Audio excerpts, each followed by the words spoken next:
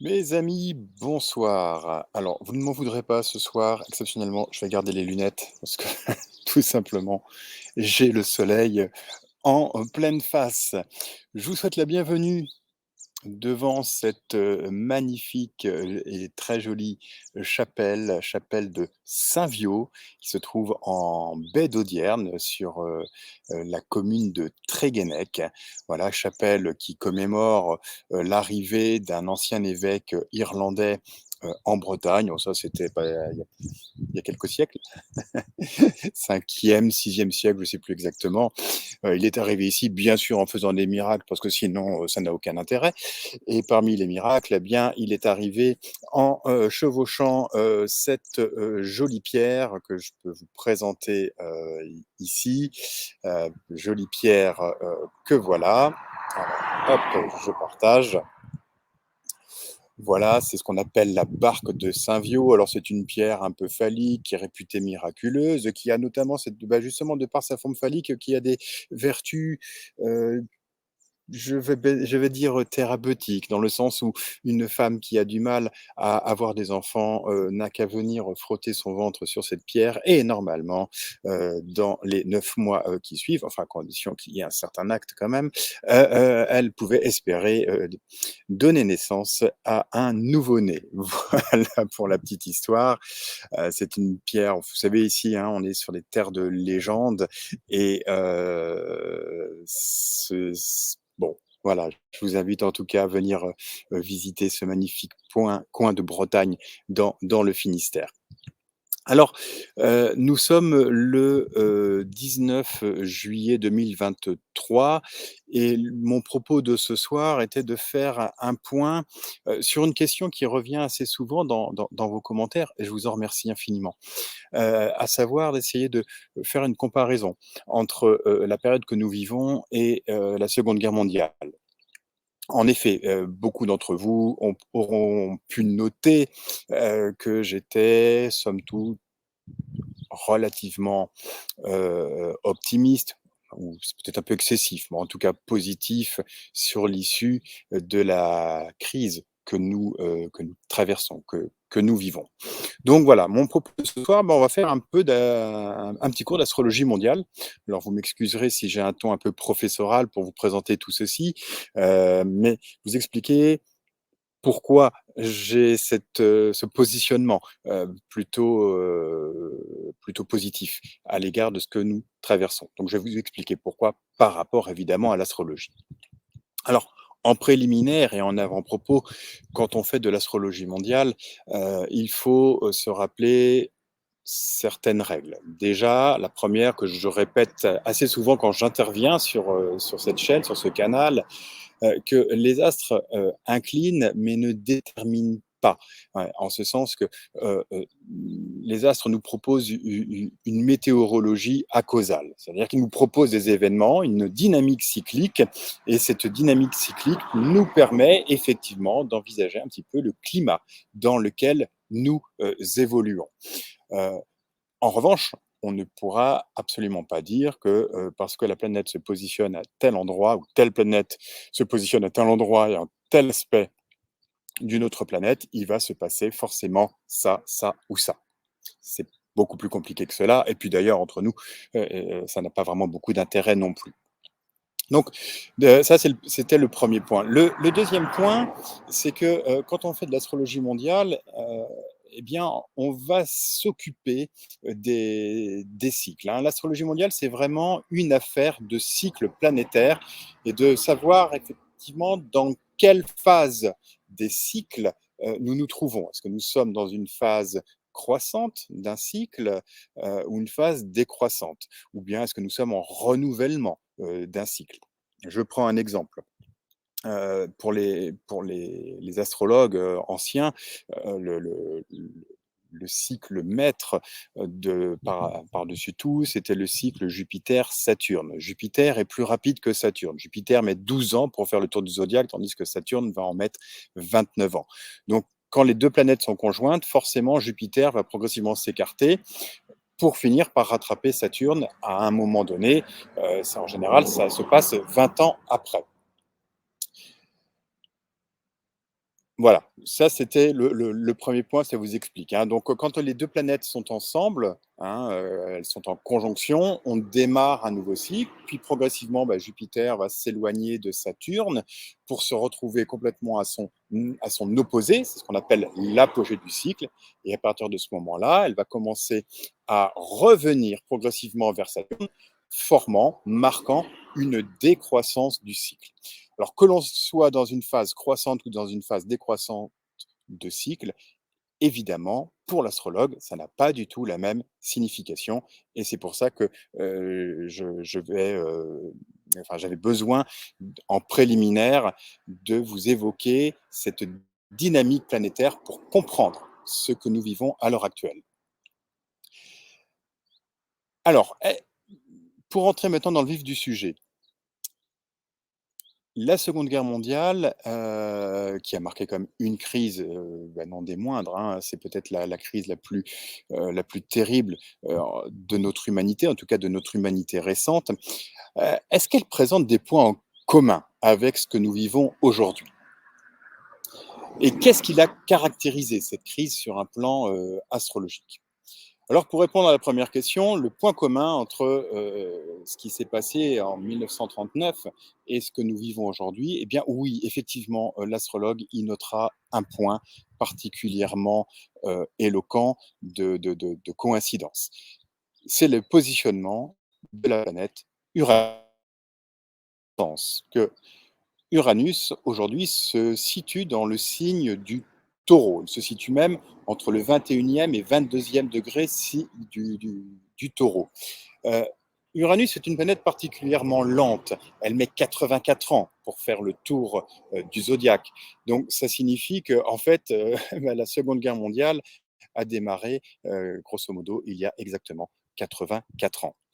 C'est pas anodin, c'est un nouveau cycle, c'est un cycle qui se répète et curieusement, il semblerait que chaque fois qu'Uranus passe sur ce point en particulier, cela laisse, augurer d'événements pas très confortables. D'ailleurs, heu, quand on regarde, les symboliques qui accompagnent ces degrés, du zodiaque, i il en est que l'on appelle les symboles sabiens, dont un qui est particulièrement éloquent. C'est justement le symbole qui est associé au 21e, enfin pardon, 22e degré du signe du Taureau, c'est-à-dire à l'emplacement, heu, auquel se trouve exactement, à l'instant où je vous parle, Uranus. Je vous lis ce symbole. Il s'agit d'une colombe blanche qui vole au-dessus d'un lac agité. Ça veut dire quoi, ce symbole, concrètement? Eh bien, tout simplement que nous avons affaire à une inspiration spirituelle, hein, bien sûr, c'est la colombe, symbole de la paix, mais qui est au-dessus d'un lac agité, donc c'est-à-dire d'un monde en profond mouvement, d'un monde même en profonde mutation, parce qu'un lac agité, ça signifie que sous l'eau, la surface de l'eau, on a des mouvements d'eau qui peuvent générer des grosses perturbations euh, à la surface. Mais néanmoins, au travers de l'illustration qui est finalement assez frappante, hein, pour ce degré, ça reste malgré tout assez positif. D'abord parce qu'on a affaire à une colombe, mais pas seulement, parce que ça signifie tout simplement ce lac agité, cette eau agitée, elle représente une crise. Et qu'est-ce que fait la colombe? Elle surmonte, elle survole cette crise. Donc c'est plutôt de bon augure. Ça, c'est le premier point qui pourrait être à la fois inquiétant par la, la- le- la communauté de positionnement de la planète Uranus, qui est la planète des... oui, c'est une planète sèche, hein, c'est la planète des rébellions, c'est la planète un peu aussi associée à tout ce qui est autoritaire et tyrannique. Donc, ce point commun que nous avons entre 2023 et 1939, quand la Seconde Guerre mondiale a débuté. Mais au final, on sait qu'on va s'en sortir. Ensuite, c'est une histoire de cycle. Alors, je vais vous présenter maintenant, la carte, du ciel telle elle se présentait au moment de la déclaration, de guerre de la France et du Royaume-Uni vis-à-vis de l'Allemagne hitlérienne. Donc, cette déclaration de guerre, elle a été exprimée au Parlement le 3 septembre 1939. Qu'est-ce qui se passait dans le ciel à ce moment-là? Eh bien donc, on va retrouver ici notre planète Uranus, hein, celle dont je vous parlais à l'instant, qui se positionne entre le 21e et le 22e degré du signe du taureau. Ça, c'est le premier point. Ensuite, qu'est-ce que l'on va observer? Qu'est-ce que l'astrologue mondialiste va observer? Eh bien, déjà qu'il y a un cycle qui est sur le point de se reformer, à savoir Saturne et Uranus, hein. C'est-à-dire que Saturne est dans sa phase balsamique, hein, le cycle Saturne-Uranus est dans sa phase balsamique, c'est-à-dire qu'il est en fin de cycle, qu'il est sur le point de se renouveler. Ça, on va le voir dans quelques instants, ça va marquer une grande étape de la guerre. Le cycle Saturne-Uranus est un cycle particulièrement intéressant parce que c'est celui qui scande tout ce qui est autoritarisme dans le monde et il est particulièrement associé à l'OTAN et aux États-Unis, mais aux États-Unis pas dans ce que représentent les États-Unis, mais dans leur interventionnisme sur le plan mondial. Donc un interventionnisme plutôt autoritaire, pour ne pas dire tyrannique. Ok. Autre point. L'astrologue va remarquer qu'il y a aussi un autre cycle qui est en phase décroissante et qui va bientôt se reformer. C'est celui que nous avons ici. Alors là, nous avons Saturne, là, nous avons Uranus, ici, et nous avons maintenant cette planète-là. Je ne sais pas pourquoi mon logiciel refuse de l'entourer. Peu importe, c'est Jupiter que nous avons ici. Donc c'est pareil, cette planète qui est plutôt rapide, hein, 12 ans pour faire le tour du zodiaque, est en train de rejoindre Saturne et puis bien sûr Uranus après. Donc ça, c'est aussi important parce que ça signifie tout simplement que nous sommes dans une situation où le second conflit mondial se présente sous des cycles décroissants. En fait, si on regarde bien la situation, tout est décroissant. C'est-à-dire que on voit ici, à part Neptune, bon, ouais, il n'y a que Neptune par rapport à Pluton qui est en phase croissante. Pour le reste, tout est décroissant. Uranus s'apprête à rejoindre Pluton, Pluton qui est la plus lente, hein, du zodiaque. Saturne donc rejoint Uranus et Jupiter rejoint Saturne, comme il va rejoindre Uranus, puis ensuite Pluton, puis ensuite Neptune. Notez bien ceci, hormis le cycle Neptune-Pluton, tous les autres cycles sont décroissants. Et ça, c'est une chose qui est fondamentalement différente de ce que nous vivons à l'heure actuelle. On va aller un petit peu plus loin. Je vais vous repartager une autre carte. Alors, où est-ce qu'elle est celle-ci? Hop, je vous demande un petit instant, le temps que j'aille chercher la carte qui m'intéresse. La voici. Hop, bah non, la voici pas. Excusez-moi. Voilà, ça y est, je l'ai trouvée. Donc, le temps de la mettre à l'écran. C'est pas le logiciel le plus sympa, StreamYard, pour partager les trucs. Là, je vous montre. Ah non, bah non, c'est toujours la même, donc ça va pas du tout. Alors, qu'est-ce qui se passe?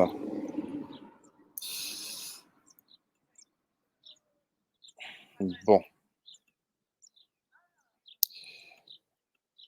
Voilà, déclaration de guerre. Ah oui, non, c'est moi qui fais une erreur. Voilà. Bon.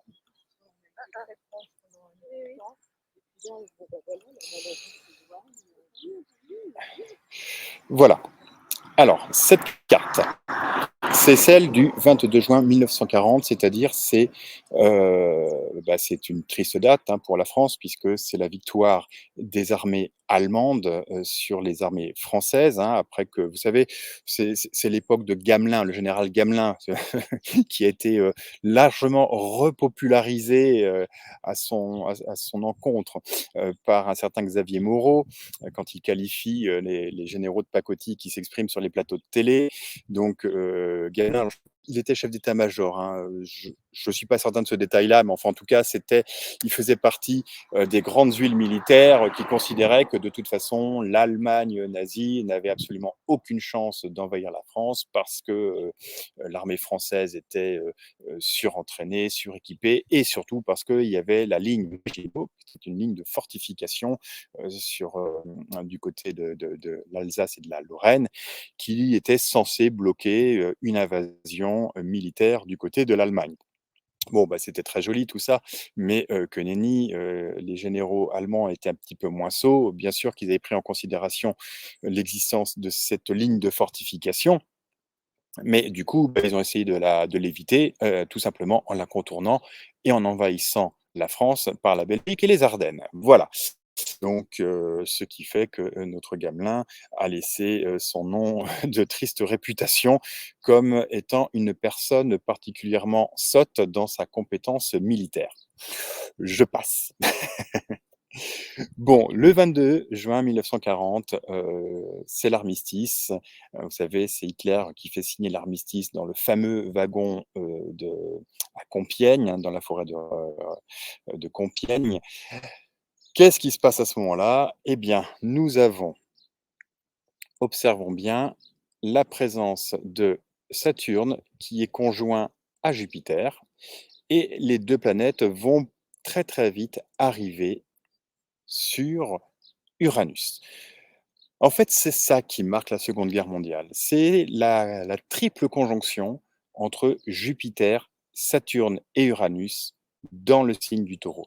Sachant que le cycle Jupiter-Saturne, je vous le dis tout de suite, hein, c'est le cycle qui marque les grandes mutations de l'Europe continentale, les grandes transformations de l'Europe. Donc, mot à mot, nous avons ici l'Europe, Jupiter, Saturne, qui arrive sur la planète Uranus, qui est la planète des surprises, qui est la planète des rébellions, qui est la planète de la guerre, qui est la planète bref, de tout ce qui est plutôt impromptu, soudain, mais de manière qui donne un climat extrêmement sec. Donc, effectivement, l'Europe a été plongée dans un climat particulièrement autoritaire à compter de cette date-là, à compter du 22 juin 1940. Quand Saturne va progressivement à peu près une année plus tard, rejoindre, Uranus, enfin une année plus tard, même 2 ans, hein, parce que c'est en 1942 que les 2 planètes ont été conjointes. Là, on était vraiment au cœur, du 2 conflit, mondial. C'était même le début du renversement de la situation, c'est-à-dire avec l'entrée en guerre des États-Unis, et puis l'opération Barbarossa d'Hitler qui voulait envahir la Russie, et bien là, c'est le retournement de tendance, c'est-à-dire que l'Allemagne va commencer à péricliter. L'Allemagne nazie, hein, j'entends, bien sûr.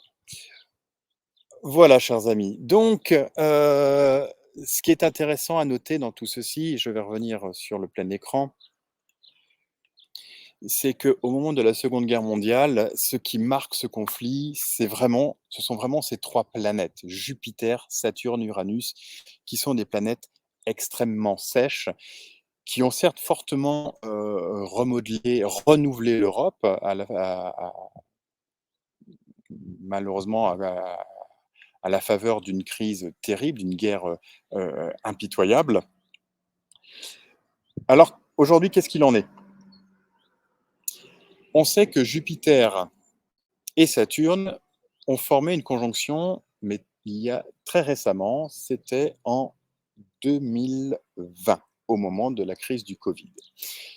Et cette conjonction entre Jupiter et Uranus, en 2020, je ne vous montre pas la carte, je vous demande de me croire sur parole, elle s'est formée dans le premier degré du signe du Verseau, mais elle s'est formée aussi en conjonction d'une autre planète. Mais cette fois-ci, il ne s'agit pas d'Uranus, il s'agit de Pluton. Alors là, vous allez me dire: «Ah ouais, mais bon, Pluton, ça annonce pas un programme, beaucoup plus enthousiasmant, que la conjonction de Jupiter-Saturne à Uranus». C'est pas faux. C'est pas faux, sauf que Pluton, c'est quelque chose qui est extrêmement lent. Pluton, c'est un effet termite, c'est-à-dire que ça grignote de l'intérieur. Et tout ce que l'on peut dire, c'est que, si Jupiter-Saturne marque le cycle de l'Europe, eh bien Pluton, dans sa conjonction, dans son influence sur ce cycle, heu, nous dit une chose: l'Europe va se transformer et elle a 20 ans pour se transformer. Bon, ça va prendre beaucoup moins de temps que ça, je vous rassure. Maintenant, je vous ai parlé tout à l'heure de l'importance de cycles décroissants et de cycles croissants. Au moment de la Seconde Guerre mondiale, hormis donc, je le répète, heu, le cycle Neptune-Pluton, tous les autres cycles étaient décroissants. Donc on était dans une énergie qui était plutôt down, plutôt morbide, plutôt une énergie de remise en question. Qu'est-ce qui se passe aujourd'hui, en 2023? Eh bien, en fait, nous avons que 3 cycles qui sont décroissants, dont 2 qui sont sur le point de se renouveler.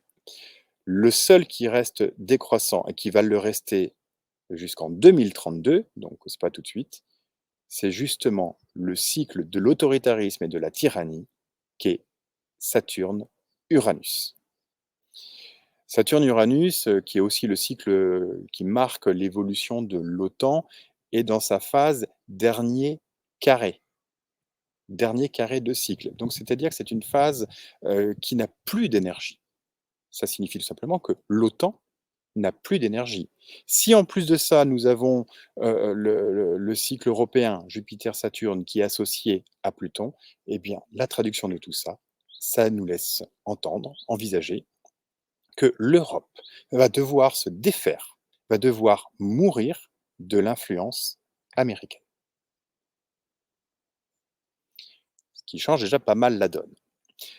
Ensuite, si je vous dis qu'il y a que 3 cycles qui sont décroissants, ça veut dire que tous les autres sont croissants. Et c'est ça qui fait qu'aujourd'hui, je suis en mesure, en tant qu'astrologue, d'être particulièrement, positif sur notre devenir, sur les mois à venir. Oui, on ne peut pas nier qu'il va y avoir une crise, hein, la conjonction de Jupiter, du cycle Jupiter-Saturne à Pluton n'est jamais très confortable, hein. C'est une nécessaire transformation, mais cette transformation, si elle va secouer, une fois qu'elle aura tout détruit, dans la mesure où nous sommes que sur des cycles croissants, eh bien tout va repartir très, très vite. Je vous le disais à l'instant, il reste 3 cycles qui sont en phase décroissante. Quels sont-ils? Eh bien, il s'agit de Jupiter-Uranus, mais qui est en train de se former là, à l'instant où je vous parle. Hein, dès la fin de ce mois de juillet, ils vont être très, très proches l'un de l'autre. Ils vont être à moins de 10 degrés d'écart et ils vont totalement et définitivement se reformer au printemps 2024.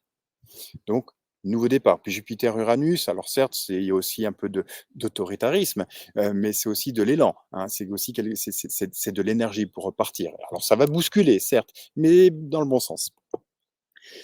L'autre cycle, qui est décroissant, c'est Saturne-Neptune. Alors ce cycle Saturne-Neptune, il est particulier à la Russie, hein. Ça on a pu le noter, durant, toute la période soviétique, hein, de l'URSS et c'est l'astrologue André Barbeau, qui avait, prédit 30 ans à l'avance l'effondrement de l'URSS, tout simplement grâce à ce cycle quand il s'est formé dans le signe du Capricorne. Le signe du Capricorne étant en général le signe de la fin des choses. Rappelez-vous, je vous ai dit que Jupiter, Saturne, s'est reformé en étant conjoint à Pluton, et tout ça, c'était dans le signe du Capricorne. Enfin, Pluton était dans le signe du Capricorne, Jupiter et Saturne au premier degré du signe du Verseau. Mais on était dans une ambiance Capricorne. Donc, on est sur un renouvellement de l'Europe. Alors, on pourrait me rétorquer que, bah, oui, OK, très bien, l'Europe va se transformer. D'accord, on a la démonstration est claire, mais est-ce qu'elle va se transformer d'une manière positive ou d'une manière négative? Eh bien, la réponse, elle est évidente. Pour moi, en tout cas, dans la mesure où nous avons affaire qu'à des cycles croissants, donc c'est plutôt des cycles de bonne aloi, des cycles positifs, hein, d'énergie positive, et puis surtout, le cycle le plus inquiétant, le plus autoritaire, à savoir le cycle Saturne-Uranus, lui est en phase décroissante et il va le rester jusqu'en 2032.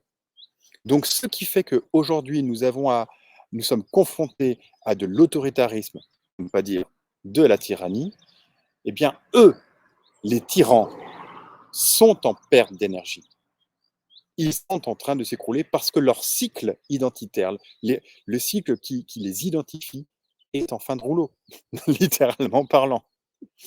Voilà, chers amis, ce que je pouvais vous dire, sur, ce soir, sur ce climat. Donc je reste, comme vous le voyez, confiant, positif, optimiste, même si l'année prochaine, 2024, ça va tanguer dur, enfin, selon toute vraisemblance. Voilà, bon, j'ai fait une vidéo un peu plus longue que je ne le pensais. J'espère ne pas vous avoir égaré dans les détails de tous ces cycles. En tout cas, si vous voulez en savoir plus, bah, formez-vous. Venez vous former, en astrologie, hein, je vous donne rendez-vous sur mon site que vous voyez, affiché là, voilà. Donc, Jean-Philippe Collet-astrologue.com si vous voulez, vous former à l'astrologie. Je propose des formations à partir du mois d'octobre à la rentrée, donc renseignez-vous, puis bien sûr, je me tiens à votre disposition. Mais c'est passionnant l'astrologie parce que vous comprenez que grâce au climat planétaire, nous sommes en mesure de voir dans quel courant nous naviguons. Et ça évite aussi de perdre son énergie quand nous sommes dans des phases décroissantes. Voilà. Des fois, il faut savoir se reposer. Je vais vous souhaiter une très belle soirée, bonnes vacances à celles et ceux qui y sont ou qui sont sur le point d'y rentrer. Et je vous laisse quelques instants sur les images de cette magnifique chapelle. Je vous embrasse, à très bientôt.